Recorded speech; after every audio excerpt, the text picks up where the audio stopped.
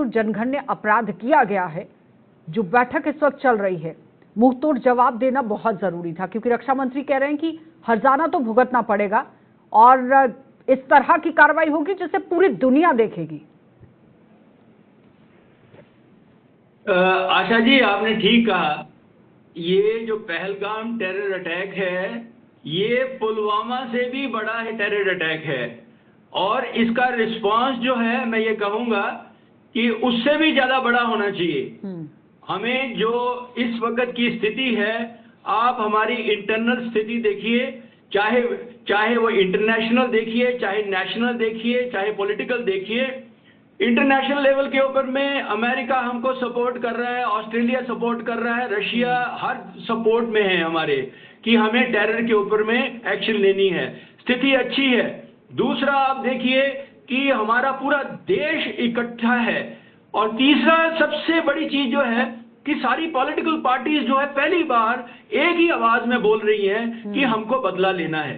तो इसमें कोई शक नहीं कि इसमें पाकिस्तान का हक है और हमको बदला लेना है। आज जो सीसीएस की मीटिंग हो रही है, इस सीसीएस की मीटिंग के बीच में डिसाइड किया जाएगा कि बदला कैसे लेना, कब लेना और किस प्रकार से लेना है। तो मैं ये कहूंगा कि हमें बदला लेना है और जल्दी से लेना है।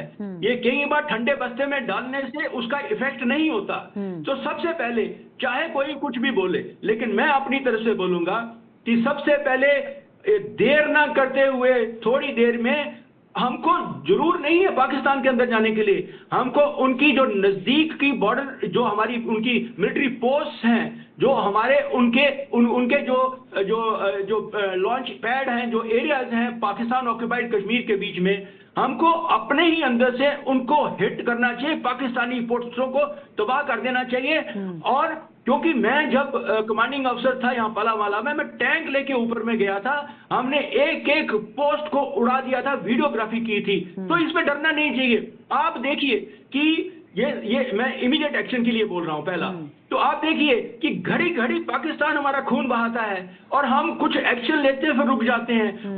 उधर इजराइल को देखिए, एक उन्होंने उनके ऊपर में एक्शन हुआ, उन्होंने पूरा जो गाजा तबाह कर दिया, हमास को पूरी वर्ल्ड की परवाह नहीं की। तो हमको इंटरनेशनल कम्युनिटी की वैसे भी परवाह नहीं करनी चाहिए, लेकिन इंटरनेशनल कम्युनिटी हमारे साथ है। बड़ा अच्छा समय है, मौका है इंटरनेशनल लेवल पर दिखाने के लिए ही तो इस तरह से जनगणना अपराध किया गया है। जेडी बेल्स भारत के अंदर है और ये एक मैसेज, स्ट्रॉन्ग मैसेज देने की कोशिश है पाकिस्तान की तरफ से। लेफ्टिनेंट जनरल, एक सेकंड, पीके सहगल जी, हाँ बोलिए। ठीक है, आप कंप्लीट करिए पहले, राकेश। दूसरा जो है, दूसरा रिस्पांस हमारा नपा तोला आना चाहिए। जैसे कि बालाकोट स्ट्राइक हुआ था, लेकिन मैं कहूंगा एक बालाकोट नहीं, इस बार हमारे मल्टीपल स्ट्राइक होने चाहिए ताकि पाकिस्तान को असर पड़े, उसको पता लगे, और let's wait for the reaction for that. उसके लिए अभी आपने देखा होगा पाकिस्तानी सेना भी थोड़ी थोड़ी मोबिलाइज करना शुरू हो गई है। उन्होंने जितने भी टेरर कैंप में से जो जिहादी थे उनको निकाल के तितर बितर करना शुरू कर दिया है। तो इस वक्त वहां पर एक्शन लेना सूझबूझ नहीं होगी।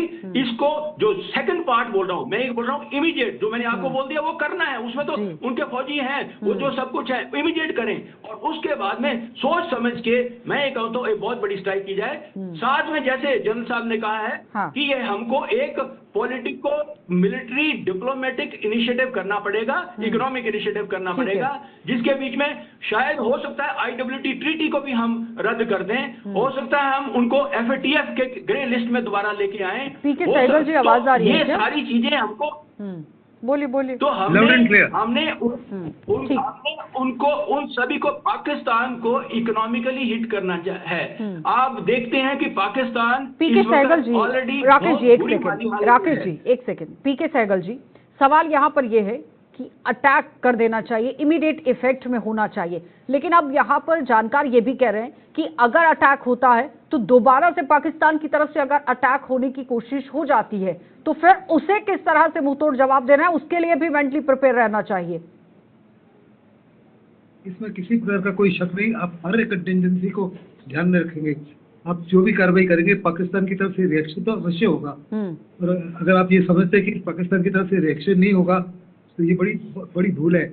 बालाकोट स्ट्राइक के बाद भी पाकिस्तान के ने हमला करने की कोशिश की।